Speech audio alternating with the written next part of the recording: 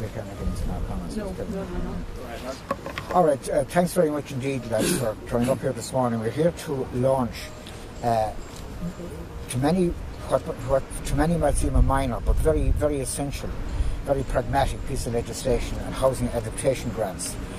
As you know, there's a system whereby if somebody is looking to renovate their house or to add an extension to their house to cater for a sick or an elderly person, you can apply for a grant from the local authority. Now, the system is not working particularly well in practice, particularly in view of the lengthy period it takes for the grant to be approved and for the grant then to be ultimately paid. As you know, or as you may not know, I produced a bill there 2 years ago, which would give people who could no longer be looked after at home in present circumstances the option of either staying at home or going into a nursing home. And the government, despite that being passed by the door, the government has so far failed to implement it. This feeds into this because home care in many cases will require the house to be adapted, and it's very, very important that if a person is applying for the assistance which is there to adapt their house, that they can get the grant process can go through very quickly and very efficiently. And this is an idea that Frank O'Rourke, or TD for Kildare North, came to me with some time ago, and we've now drafted the appropriate legislation. So if there's any questions on that, if you have any questions on the detail of that, Frank will be happy to answer them. And we have Margaret Mahony Murphy, who is our spokesperson on disabilities, and Mary Butler, who is our spokesperson on the elderly.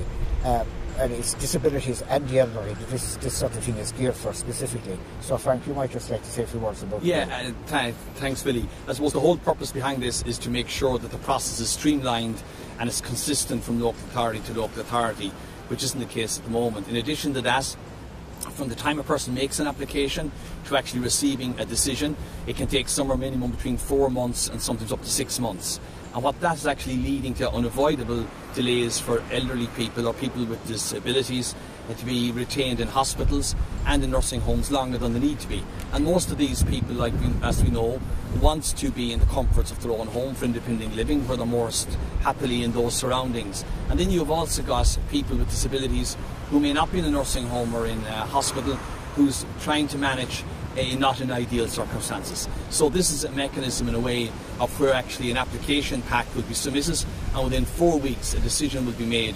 The qualifying criteria will still be the same, but it's a way of making the process more efficient, more effective, streamlining it and making it faster. Okay. And as Fianna Fáil spokesperson on disability, I fully endorse this bill. It will very much streamline the application process, and I especially endorse the 4-week limit on answer to the application, and it will allow people with a disability to plan better. I think it's also very important to realise that by the year 2030 we're going to have in excess of 1 million people in Ireland aged over 65.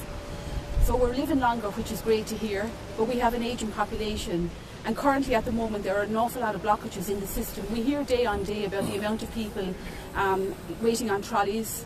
We hear day by day that there are 6,000 people waiting on home care packages in this country, and any help that will streamline the process, that will mean that people can move out of respite much quicker, they can move out of the acute hospital setting much quicker, or it means that they can stay at home happy and comfortable with the wraparound supports. It's hugely important. So I would also like to endorse this bill, because any movement forward that will speed up the process so that people can stay in their own homes is hugely important. Very much be welcomed.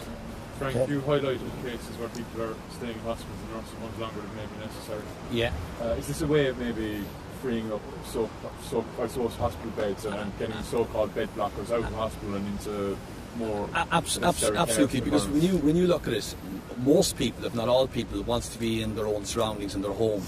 And the reasons that they're not getting there as quickly as they should is because of the lack of support, or the lack of modifications that can be done to their homes being done quick enough. So in my own constituency, I know from talking to my colleagues right across different constituencies, they have people that tends their clinics that's held up in hospitals or nursing homes that doesn't need to be there. And the reason they're there is because of the lengthy time it's taken in making this application and having these applications being decided on and being processed. So this is a mechanism, a way of making that much more efficient and freeing it up. Because remember, it's all about the person to get them back into their own surroundings and in their own homes as quickly as possible, where they're most comfortable, where they're happiest and where they want to be. And if I could just add to that, this year already 136,000 day beds were lost in the acute hospital setting because of slow discharges. That's a phenomenal amount of day beds lost, and this is because people who are in the acute settings cannot be released quickly enough. There's not enough respite facilities, there's not enough home care packages, and there's not enough wraparound supports at home. And this bill will go a long way to improving the length of time that a person will be waiting for the correct facilities, so that they can stay at home as long as possible with the correct wraparound supports. This bill is also very doable. You know, it's not an aspirational bill. It is very, very practical and very doable. And it won't cost the state. It won't cost the state anything extra. It just streamlines things really. Is there any measurement of how many bed days it might save? Not yet, there's not, because it's so important that we could get this piece of legislation through the Oireachtas very, very quickly. It will not be a cost on the Exchequer. It will just mean that, when somebody applies to the local authority, when all the checks and balances are in place, they will only be waiting for 28 days to have a decision made, and it should absolutely speed up the process. But in addition to that, if there's one bed freed up, it's better than what is at the moment. But there'll be multiple beds across all constituencies that will be freed up in nursing homes and hospitals because of the delay. Because the reality is there is a delay in people with a disability that falls into this category, unfortunately, that can't get home for independent living because they don't have the modifications carried out to their home that they need to. Right. And the reality is that's taken far too long. Sorry. Can I just take up that point? In terms of the delays, we know how long people are waiting on average absolutely. to get service, and how many people are, as a result of having to stay in nursing homes, having to stay in hospitals. Okay, well, if you look at the average waiting time, when you look at across all constituencies from engaging with my colleagues, it's on average 4 months minimum, but can sometimes be up to 6 or maybe even 7 months. And that's far too of a prolonged process and far too long. So what we're suggesting here is that when the person makes the application, it goes in as an application pack. So what you have is you have the application form completed, you have the OT's report completed with the recommendations, you have 2 costings from contractors, and you have actually a design or a drawing showing what the modifications are. And when that's submitted as a pack, the decision has to be made within a month. So there's nothing encumbersome there on the person making the application, because all of that is needed currently, but it's much more drawn out over a 4 to 6 month period. So what happens in essence is the application will go in as one and then be decided on after a month. The qualifying criteria, as my colleague Deputy UD said, we're not changing that, so there's no financial cost to the state of this. What we're changing is the process and making it faster and more efficient, which is badly needed. Can I just say on beds, if the government, according to our research, if the government had accepted my bill 2 years ago, which was passed by the Dáil, which they promised to accept within 6 months, that was 18 months ago now, the 6 months have elapsed, 18 months ago, there'd be 1,000 less people in nursing homes now, 1,000. You know yourself, the people in nursing homes, they come under the Fair Deal scheme.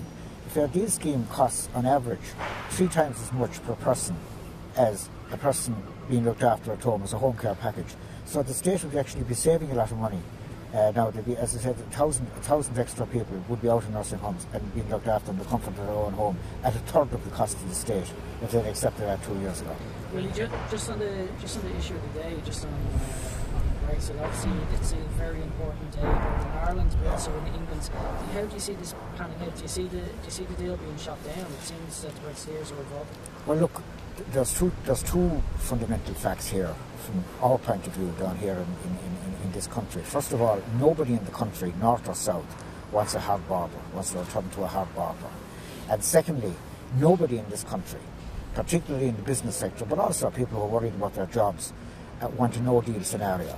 So we want clarification immediately in a number of things. We want an assurance from the Taoiseach that this deal, if it is accepted ultimately, that it will in no way, shape or form undermine or weaken in any way the Good Friday Agreement. We also want to know from the Taoiseach what planning has been done to allow Ireland to continue seamlessly trading in the event of a deal, and we want him to tell us what contingency planning has been done by the government in the event of a no deal. And also we will be urging the Taoiseach to make the full text of this draft agreement available right away, so that we can look at it here, so members of the Oireachtas can read it and look at it rationally and in the round. I mean, and I guessed at some of the initial reaction, the sort of comic strip reaction from some of the hard right members of the Tory party and the DUP, who saw fit to rubbish the agreement even before they'd actually looked at the text.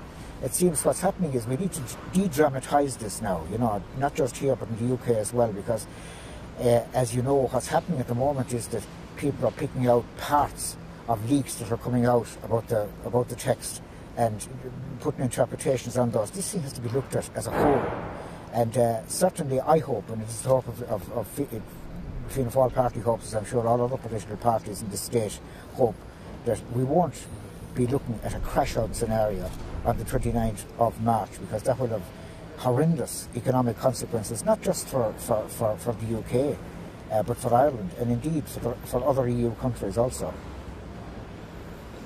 We're obviously heading into a few months of great uncertainty. Will Fianna Fáil stand by the pledge made by Micheál Martin that they won't bring down the government? Yeah, Micheál Martin has already made clear that we will not bring down the government while uncertainty remains about the Brexit process. It would be unpatriotic to do that. That was our position, and that remains our position. That uncertainty could go on beyond next March, would it? Well, look, you know, I can't anticipate, or I can't predict, you know, the future, but the fact of the matter is, while there is uncertainty there around this process, which has such profound implications for this country, Fianna Fáil will do its national duty. Right, guys, thanks a million. Thank you. Thank you. Avoid the rain. Yes, we managed that. See that? Thanks a million.